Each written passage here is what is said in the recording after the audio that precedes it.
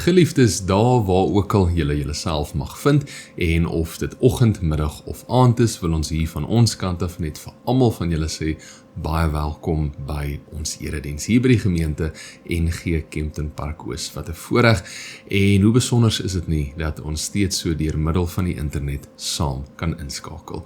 En geliefdes, dan deel ek sommer net 'n bietjie goeie nuus hier by die gemeente. Vandag het ons die voorreg om 'n babietjie te doop wat al die pand van Engeland af hiernatoe kom. Nou ongelukkig sal ons dit nou nie deel van die aanlyn erediens kan maak nie, maar tog wou ons daarom net bietjie die goeie nuus met julle deel. En geliefdes, dan laastens, die van julle wat gister Valentynsdag gevier het, of 'n blommetjie of 'n sjokolade gekry het, ons hoop dit was ook vir julle 'n besonderse dag gewees. Maar geliefdes, kom ons word stil. Ons erken ons afhanklikheid in die Here, en ek begin deur vir ons 'n wotum te lees.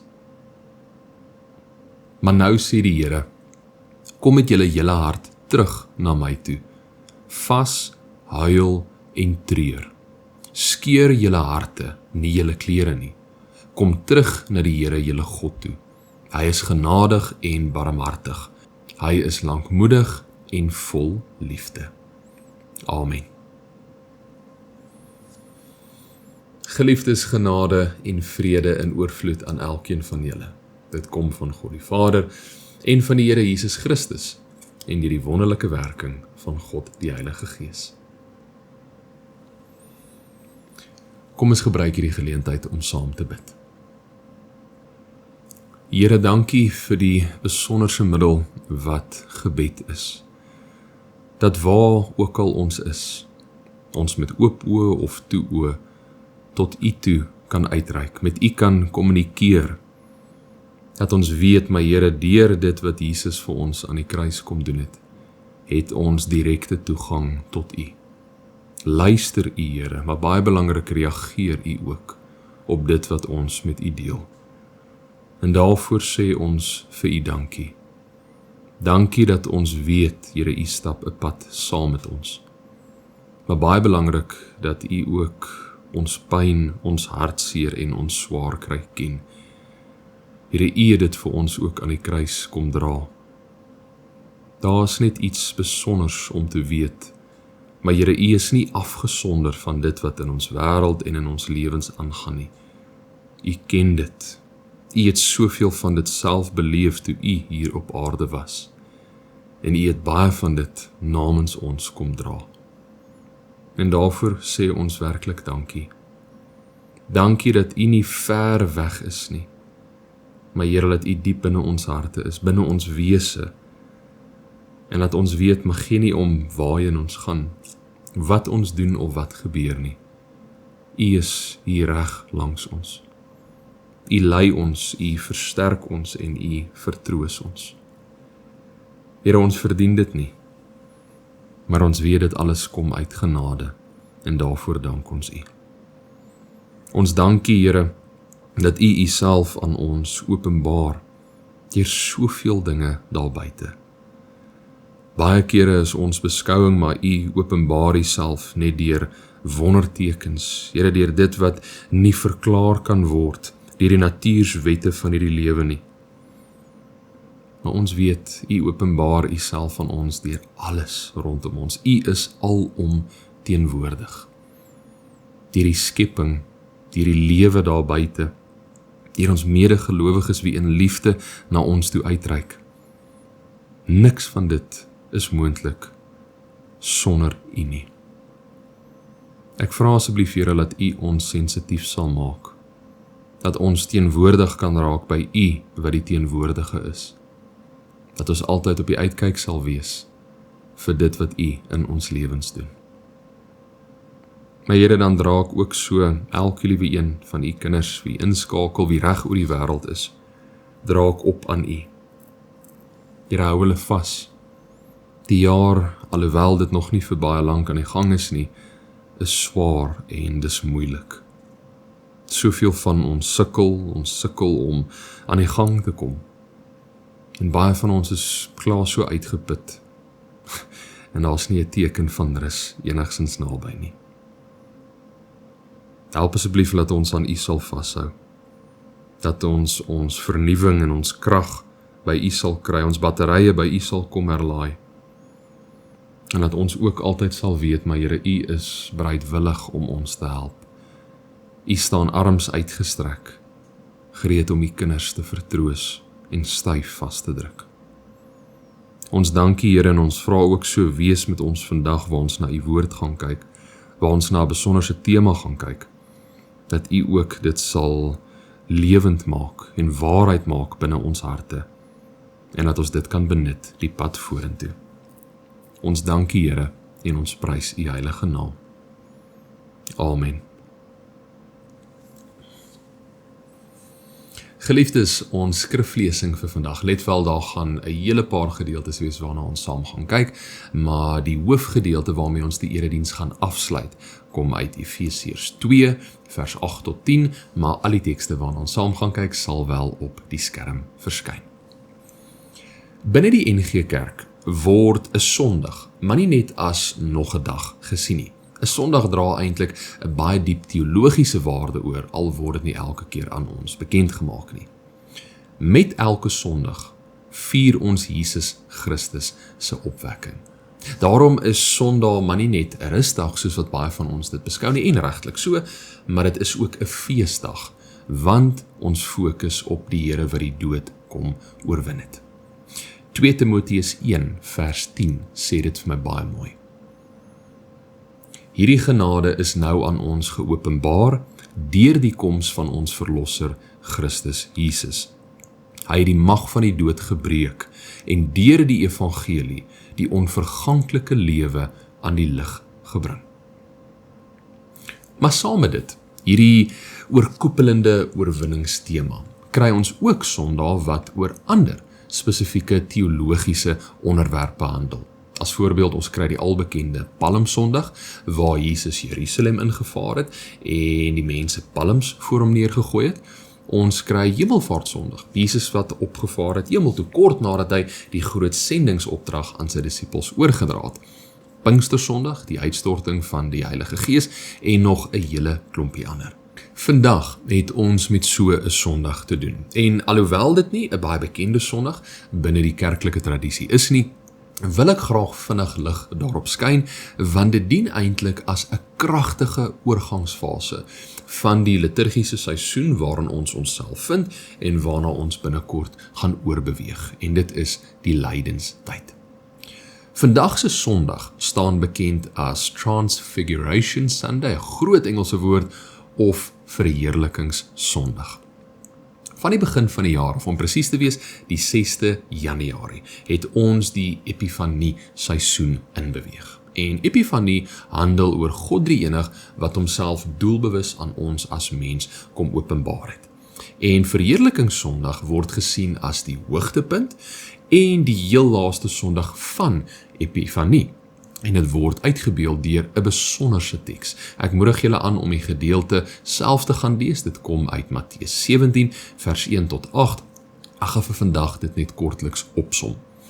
Jesus en sy disippels het na 'n berg toe beweeg en voor hulle oë het Jesus se voorkoms verander. Sy gesig het helder begin straal soos die son en sy klere het wit geword soos lig wat daaruit skyn.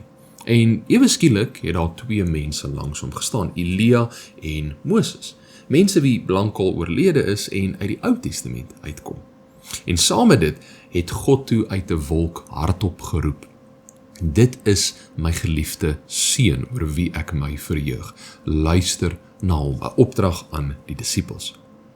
Hierdie spesifieke gedeelte waaroor Verheerlikingssondag handel, kom bevestig Jesus se identiteit aan sy disippels. Sy identiteit word aan hulle geopenbaar en hy word as die seun van God aan hulle oorgedra. En baie belangrik, dit kom lig ook uit dat Jesus se lyding wat voorlê, onthou die gebeure hiervan is kort voordat hy met die reistog begin het tot en met hy wat gekruisig was. Hierdie gedeelte kom deel ook dat al die lyding wat vir hom voorlê, alles wat gaan gebeur, is deel van God se heilsplan en dit is nie bloot 'n mislukking nie. Dat ek verduidelik wat ek hierdeur bedoel. In die vorige hoofstuk, in Matteus 16 vers 21, staan die volgende: Van toe af het Jesus dit vir sy disippels duidelik begin stel, dat hy Jerusalem toe moet gaan en baie moet ly onder die familiehoofde, die priesterhoofde en die skrifgeleerdes, en dat hy doodgemaak moet word, en die derde dag uit die dood opgewek moet word. So Jesus het sy disippels gewaarsku, hy het vir hulle uitgelig, maar dit is die pad wat vir my voorlê, dit is alles wat gaan gebeur. En omdat ek die seun van God is, omdat ek die gestuurde is hierdie deel van God se groter plan vir my, maar baie belangrik ook vir julle. So, as ons alles wat ons nou net gelees het, kort en kragtig probeer opsom en die verteenwoordigende liturgiese seisoen daaraan moet koppel, lyk dit soos volg. Jesus se heerlikheid en sy identiteit is aan die mens geopenbaar, soos met verheerlikingssondag en baie verskillende ander voorbeelde. Dit is Epifanie, die liturgiese seisoen. Volgende, Jesus het Jerusalem toe gegaan, waar hy gelei het, waar hy verneder was, waar hy gesterf het. Die liturgiese seisoen wat hierdie verteenwoordig, is die lydenstyd. En laastens, die Here se lyding was nie die einde van sy verhaal nie. Oorwinning was behaal. Die liturgiese seisoen wat hierdie verteenwoordig, is Paasfees.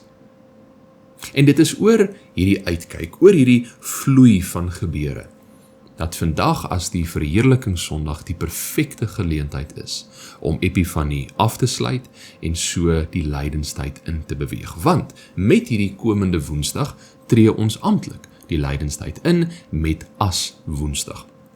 As Woensdag is waar die vorige jaar se palms verbrand word, baie kere met Palmsondag sal kerke die kerk mooi versier deur klomp palms uit te stal. Nou daai palms word verbrand en die volgende jaar dan word die as daarvan gebruik om 'n teken of 'n kruis op een se hand of op een se voorkop te maak. 'n Gebruik nie baie algemeen in die Drie Susterskerke nie, maar tog bekend reg oor die wêreld. So geliefdes, met hierdie, wat is die lydenstyd dan? Wel, kortliks opgesom, dit is 'n tydperk soos uitgelig van hierdie komende Woensdag wat strek tot en met Paasondag. Dit strek vir 40 dae lank, nie insluitend Sondag nie, want Sondag is 'n feesdag vir ons en die oorliggende tema van lydenstyd is donker, is moeilik, is swaar. En in hierdie tydperk neem ons doelbewus 'n ernstige en 'n nadenkende ingesteldheid in.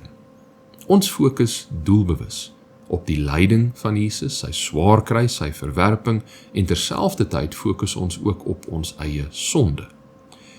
En die doel hiervan is nie dat die lydenstyd as een groot strafperiode gesien moet word of waar ons sondes bo ons koppe gehou moet word, nie glad nie.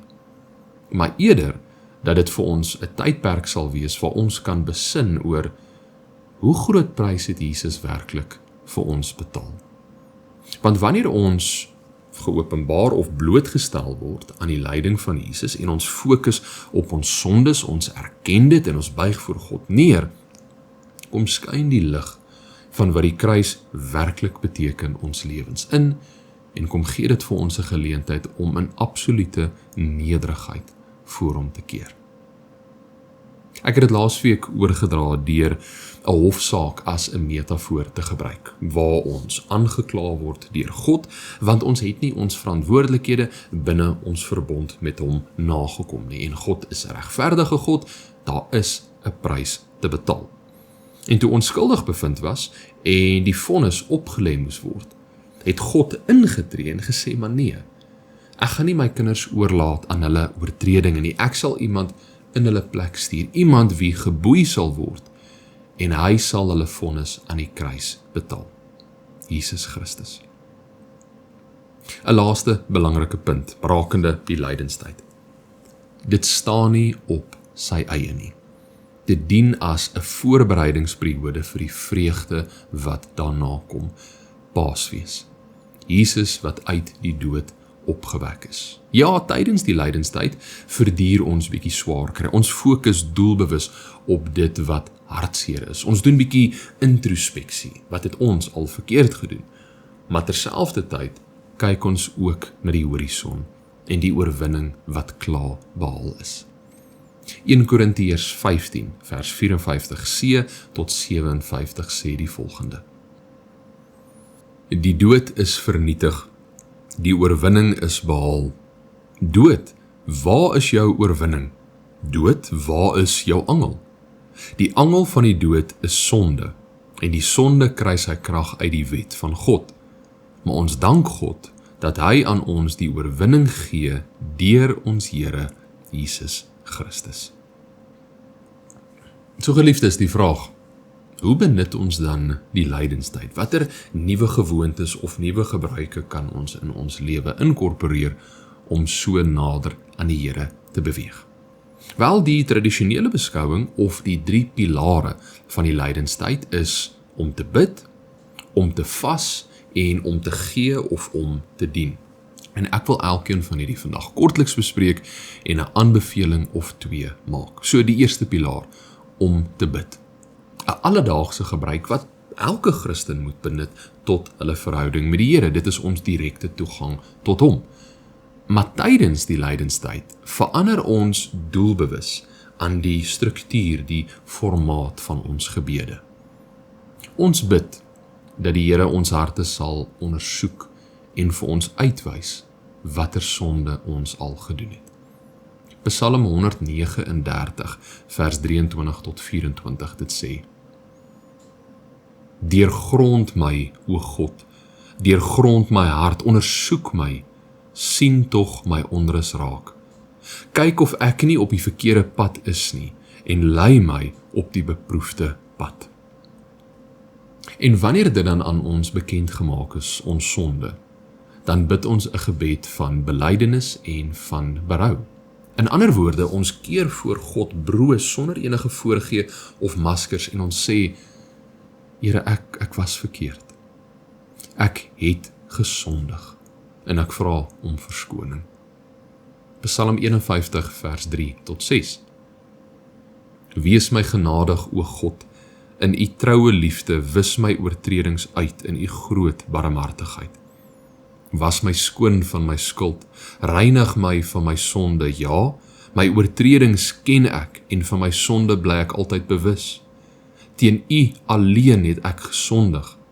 Ek het gedoen wat verkeerd is in u oë, u uitspraak is dus reg, en u oordeel regverdig.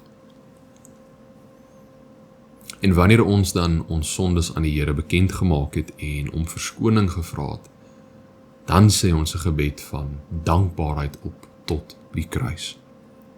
Want Jesus het klaar die prys betaal en ons is klaar vergewe. Kolossense 2 vers 13 tot 14. Julle was dood deurdat julle gesondig het en deurdat julle sondige natuur nog nie weggeneem was nie. God het julle egter saam met Christus lewend gemaak deurdat hy ons al ons sondes vergewe het.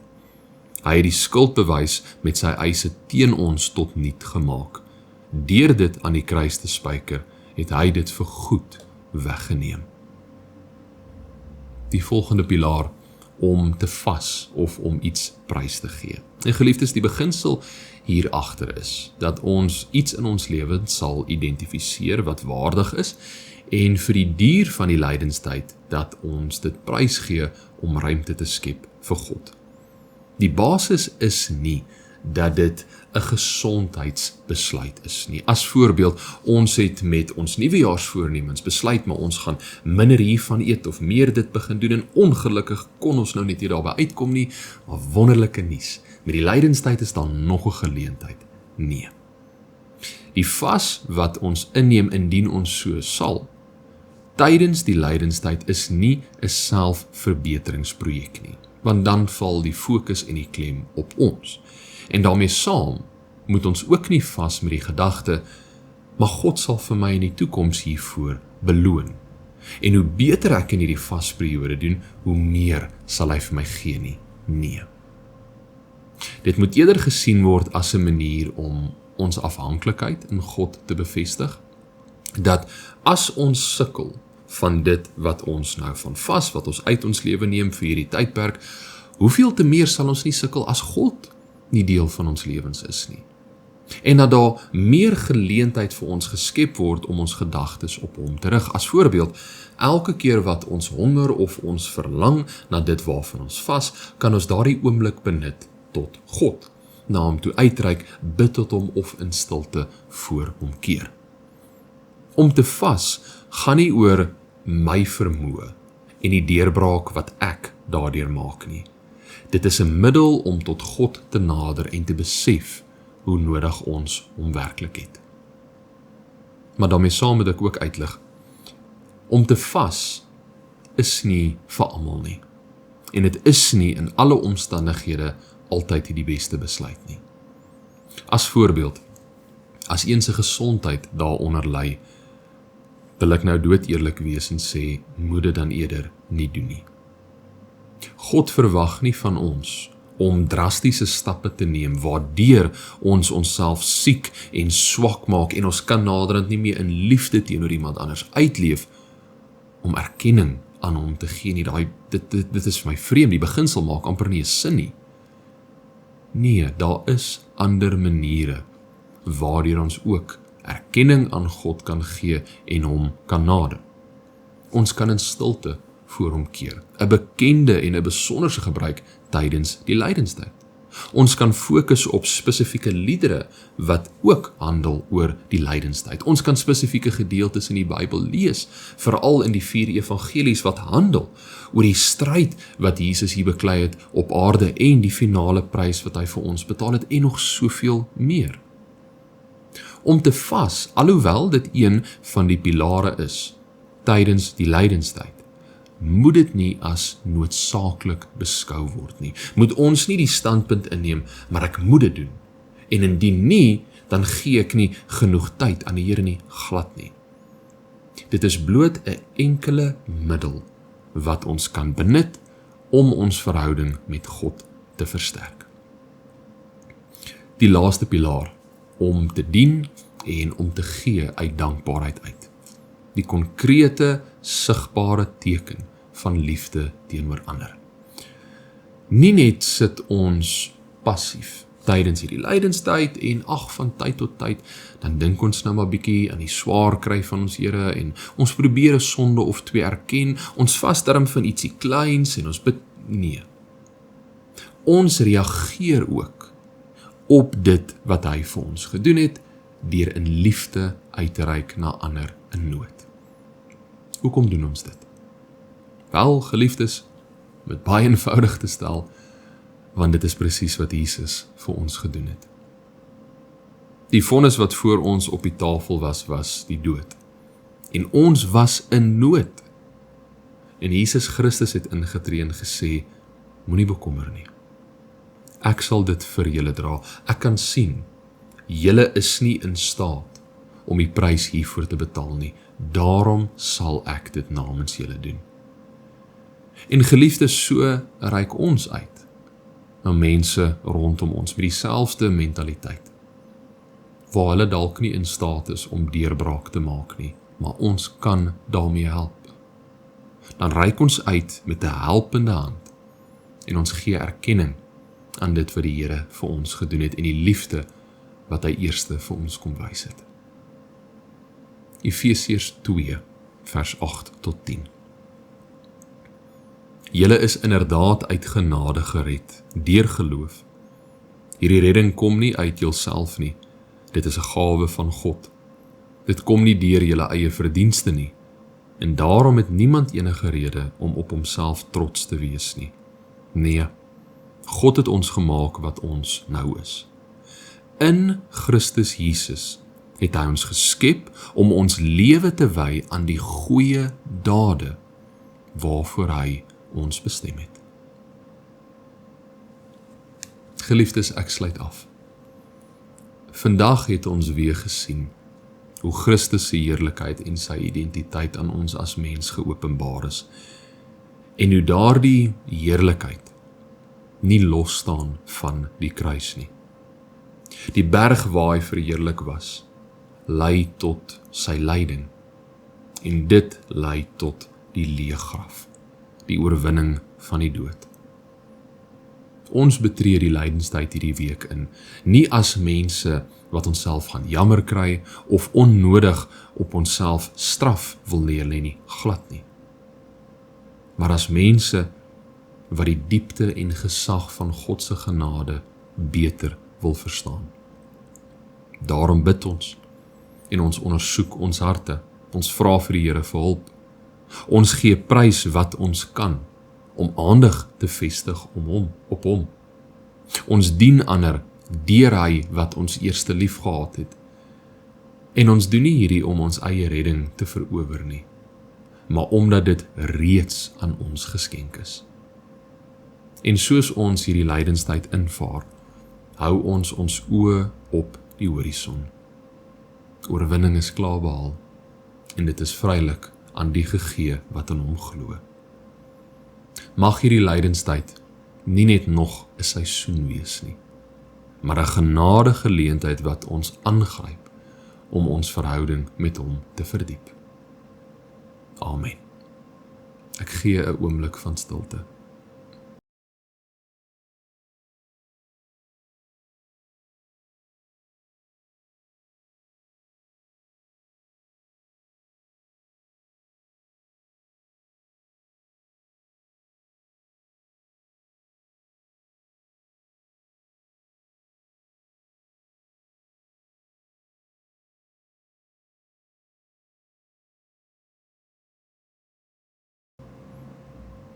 Here, baie dankie vir die geleentheid van wat die lydenstyd is. En ek vra asseblief, Here, help ons om elke oomblik daarvan te benut. Dat ons vir hierdie periode sal fokus op die prys wat U vir ons betaal het. Al die pyn en die verwerping wat U deurgegaan het vir ons. En dat ons daardeur 'n dieper verstaan kan kry van die finale prys wat U aan die kruis betaal het. Waar U as vlekkelose lam die laaste offer was. En dat ons daardeur nou losgemaak is, vrygekoop is van ons sonde. Ons het deur dit wat U gedoen het, die vrymoedigheid om God te nader in alles wat ons doen. Daarvoor dank ons U. Maar ons vra ook so, Here, met hierdie besonderse seisoen wat voorlê, dat ons werklik elke kans, elke geleentheid sal aangryp om ons verhouding met U te versterk en om ons afhanklikheid in U te vestig. Here, ons is werklik niks sonder U. U het alles vir ons kom gee. En daarvoor sê ons dankie en ons prys U heilige naam. Amen.